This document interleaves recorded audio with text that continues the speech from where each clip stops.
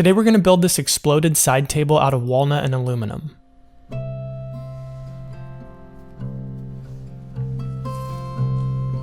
So if you follow me on Instagram, a couple weeks back you might have noticed Ben, Mike, Johnny, and me all hanging out. Long story short, Johnny and I both had done some in-store demos and meet and greets at local Rockler stores, and we figured since he was already out this way, we should see if Mike and Ben wanted to come down and knock out a couple of projects. All that's to say, that's why you're going to see a lot of people in the background working on their project at the same time as you see me. And I'll link to those projects down in the description as well.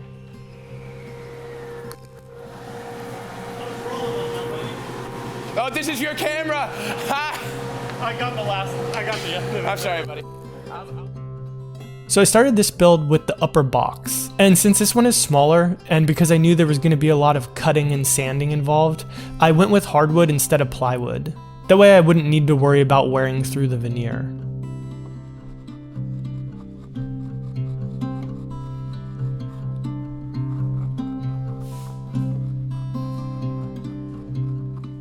Next I set my table saw blade to 45 degrees so that I could start cutting out my box pieces.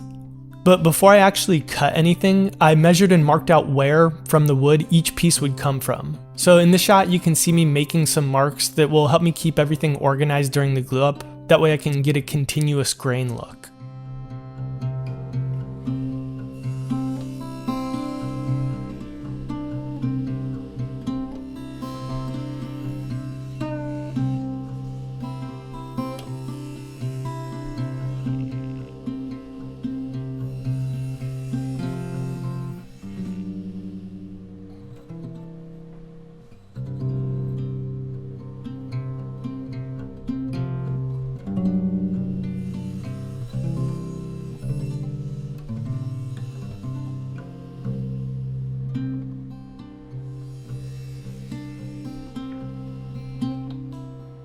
After I'd cut all of my pieces, I set my blade to 15 degrees and ripped the front edge of each board.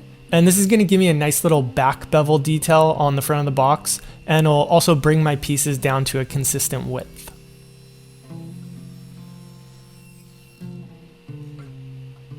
And then I assembled them, and I just used the tape method for this.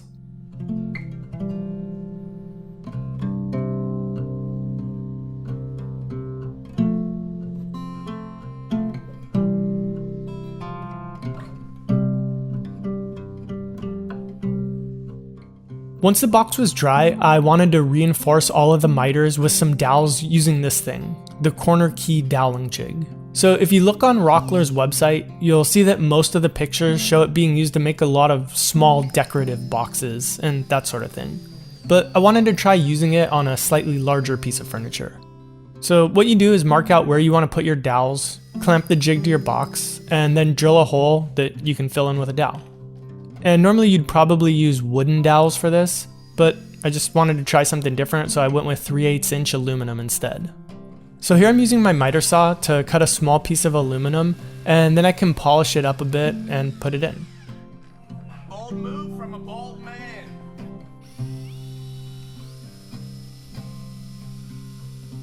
And I didn't use any sort of glue or epoxy for this. I thought about it at first, but it was already so tight that I just put them in there, and I'll just monitor it over time and see how it all works out.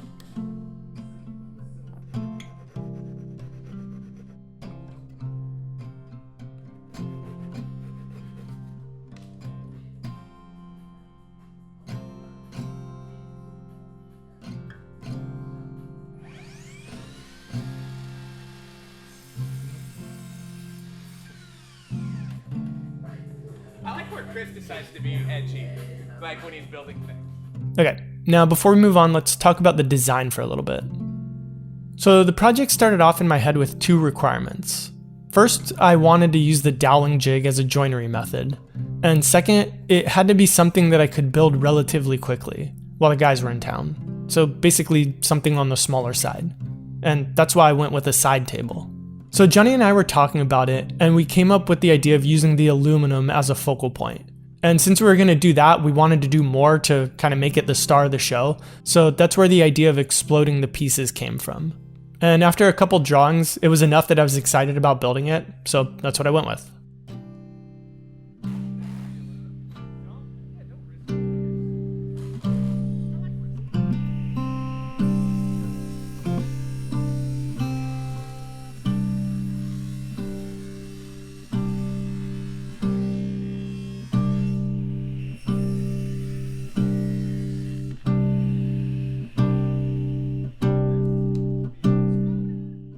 Here I'm using a 3/8 inch doweling jig, which centers the dowels on 3/4 inch material, and I drilled 3 holes into the freshly cut edges of the box, and in those I inserted more aluminum dowel.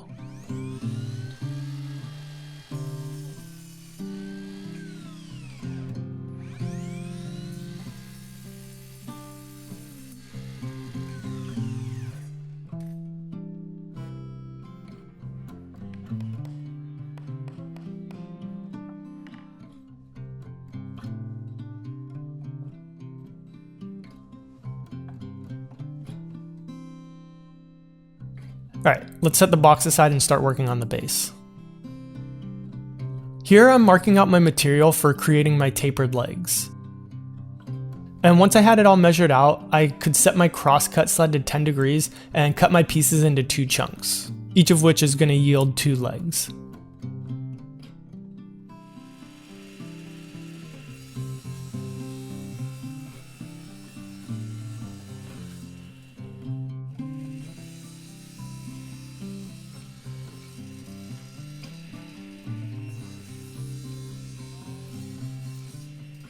So you can see at this point I have 2 parallelogram shaped pieces.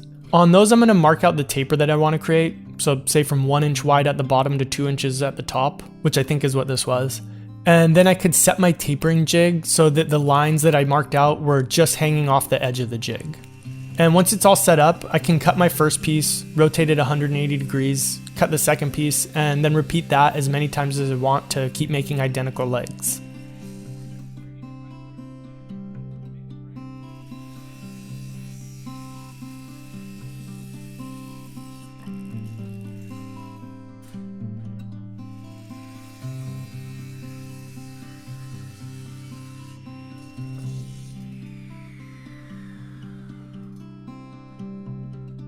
Next I ripped out a couple of pieces that I'll use as the cross braces that are going to attach the 2 legs together.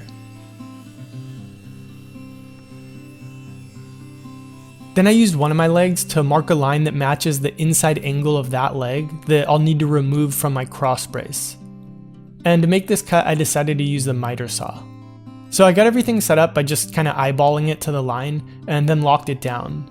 And you can see here that the angle came out to something like 16.8 degrees. And once I felt confident, I could make the cut. And you'll notice here that first I'm cutting really proud of the line, and that way if it seems like it's a little bit off, I've still got an opportunity to course correct. But it looked good, so I made my official cuts and then used an offcut as a stop block to ensure that both of my cross braces came out an identical length.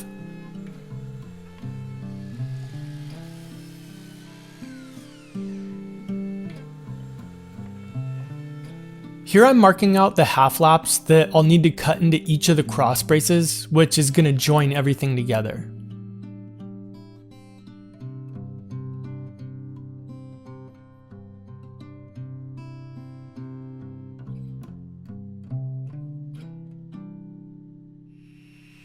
And at this point when I'm cutting, I'm looking for a really tight fit. And that way by the time that I get everything sanded, it'll be a lot easier to assemble, but still tight enough that it's good and strong. And speaking of joining things together, to attach the legs to the cross braces, I used the dowel jig again. Only this time with wooden dowels since they're going to be hidden and much easier to work with. Not to mention more appropriate for this purpose.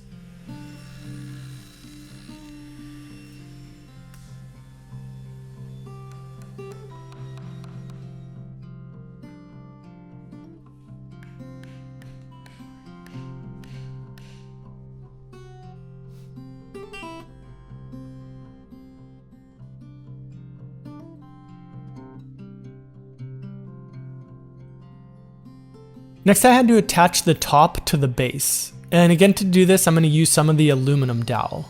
And this is the one design aspect that I feel like I kind of messed up on. Basically, I cut the dowels a little bit longer than I wish I would have, but I could pretty easily remove the top, cut them down, and then put them back in if it ever really starts bugging me.